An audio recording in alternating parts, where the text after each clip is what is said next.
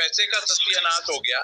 आप मैं इसमें देखें चेयरमैन साहब अब आन के थोड़ा सा उन्होंने अटैक किया, जाहिर है कि आप जब अभी आप बांग्लादेश से जीत के आप खुशियां जरूर मना रहे हो, मैं तो आगे अभी देखना चाहता हूँ कि आपकी क्या पोजीशन है इस वक्त। और देखिए जो कि नकवी साहब एक बहुत ही स्ट्रांग आदमी है, तो ये प्लेयरों के थोड़ी से जबानें बंद हुई हैं, लेकिन मैं आपको शर्तिया कहता हूँ थोड़ी सी ढील हुई ना तो ये फिर वही काम शुरू हो जाएगा। और ये अभी खामोश हो गए, लेकिन वो चीज अभी खत्म नहीं हुई। मैंने ये सब पीसीबी ने मुझे बहुत कुछ दिया और मैं उसका शुक्रगुजार हूँ। जाहिर है मैंने इस मुल्क की खिदमत की है, मुझे तो बुरा भी लगता है कि मैं अब ऐसी बातें करके, लेकिन जब मार्केट में सारी चीजें आ जाएं तो फिर आप क्या कहेंगे कि मतलब सबको पता चल गया कौन क्या है कौन नहीं है, तो उसमें मुझे कहने में भी कोई वो नहीं है। जो गलत हो रहा है गलत हो रहा है। मैं मैनेजर भी बन के रहा हूँ, मैंने पैसों का ज़या भी होते देखा है, वहां पे मैंने बहुत कुछ देखा है। तो मैं अगर कोई छोटी मोटी, देखिए सरफराज के टाइम में मैं इसमें बदनाम हूँ कि शायद मैं बदनाम क्या कि वो सोचते हैं कि शायद मैं कोई एंगलिंग, मैं हल्फिया बोलता हूँ, मैं कोई एंगलिंग नहीं करता। मैं ना किसी एरिया के ऊपर जाता हूँ, ना मैं कराची की बात करता हूँ, मैं ना लाहौर की बात करता हूँ, ना मैं पेशावर की या कहीं, सब मेरे लिए बराबर।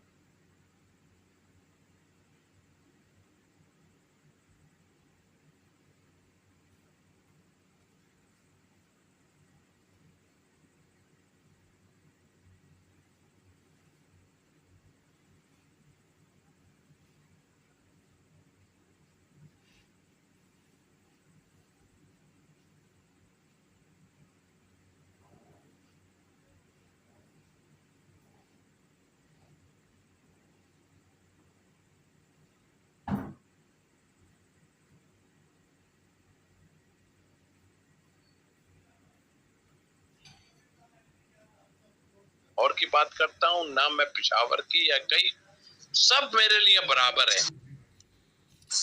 लेकिन अगर कुछ लोग ये जहनों में रखते हो कि ऐसा कुछ है, तो मेरे से ज्यादा झगड़े किसी के नहीं हुए सिलेक्शन करने में। आप सरफराज के टाइम में टीम बिल्कुल सही खड़ी हो गई थी और कप्तान भी थे, वो तो शहरयार साहब को दुआएं देना चाहिए कि उन्होंने कप्तान बिल्कुल ठीक थी। लेकिन मुझे बीच में यूके में मैनेजर भी बनकर टीम में गया, मुझे फील हुआ है कि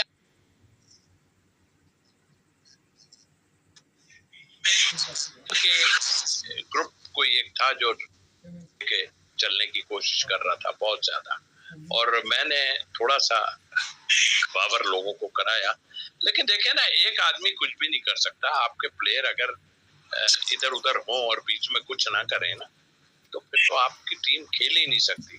और जाहिर है जो भी आता है कप्तान, वो ये सोचता है कि यार मैं इसको भी साथ लेके चलूं, इसको भी साथ लेके चलूं। सरफराज के टाइम में लोग नहीं थे, जाहिर है उन्होंने भी जो की गलतियां सबको पता है कि क्या था कि एक आध विकेट कीपर साथ रख लेते, वो तो कौन सी बुराई थी भाई, ये तो इंतजाम बात करता रहा है सारे टाइम। और जाहिर है उसका एक नतीजा था। फिर कुछ लोग बोर्ड में भी शायद ऐसे जो इसमें शामिल थे, तो उसके बाद से जब से उसको हटाया है, उसके बाद से तो आपके पास मुश्किलें आना शुरू हो गई ना। आपके पास कुछ भी नहीं था, आप हटा के आपने उसके बाद पॉलिटिक्स में और इजाफा हो गया। वो चला गया अपने काम धंधे से, मगर एक ग्रुप के साथ फिर बाबर अलग हो गए, रिजवान अलग हो गए, कुछ और अलग हो गए। तो वो तो नजर आ रहा है लोगों को, मेरे कहने से या उससे थोड़ी कुछ होता है कि क्या होगा, वो तो मुझे नजर आ रहा है। और ये नकवी साहब को बहुत ही स्ट्रांग आना पड़ेगा, कड़वा दूध पीना पड़ेगा। देखिए जो उनको मशवरे दे रहे हैं ना, मशवरे अपनी जगह है।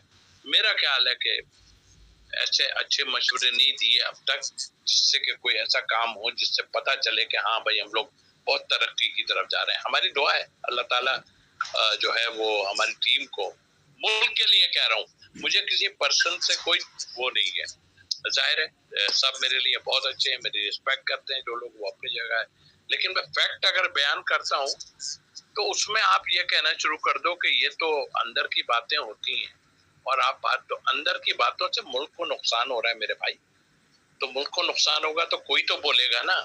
और मैं कोई, अब मैं कह रहा हूँ ना, मैं कोई जॉब लेने के लिए थोड़ी कर रहा था, मैं तो बता रहा हूँ कि आप क्या हो रहा है यहाँ पर। तो उस लिहाज से सोचते हुए बहुत एक्शन लेने पड़ेंगे।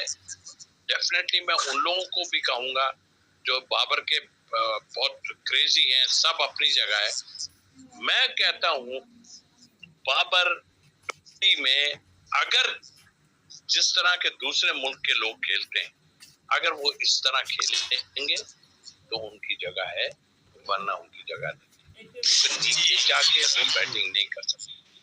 जी, तौसीफ अहमद साहब हमारे साथ जुड़े हुए, उन्होंने बेहतरीन तरीके से हर चीज का उन्होंने एनालिसिस किया, हर तरीके से उन्होंने तजिया किया, और लोग हमारे साथ जुड़े हुए।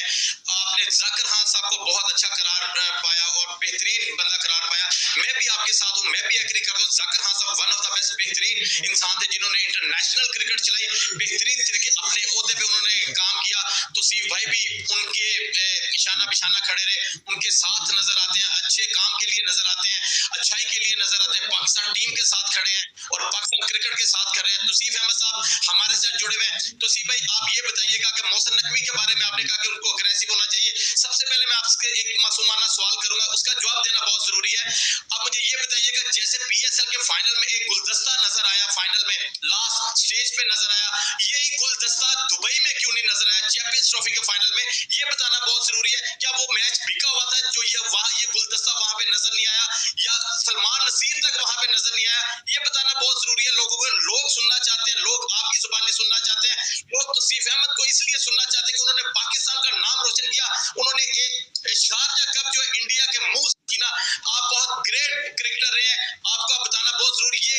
PSL में जो गुलदस्ता नजर आया या उधर गुलदस्ता क्यों नहीं नजर आया दुबई में, इसके बारे में आप क्या कहेंगे? आपका क्या तज़किया है? लोग सुनना चाह रहे हैं सर।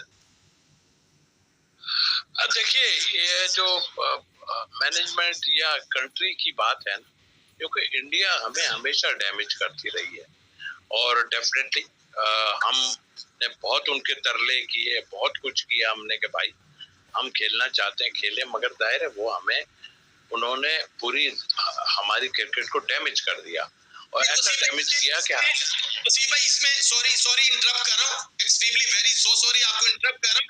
चौधरी ज़कात अशरफ भी तो थे ना कि जब 2013 में बीजेपी ने मना किया था यहाँ पे आप टीम लेके तो हम कत्लो गारत करेंगे, आपकी टीम को नहीं छोड़ेंगे। चौधरी ज़कात अशरफ साहब भी तो टीम लेके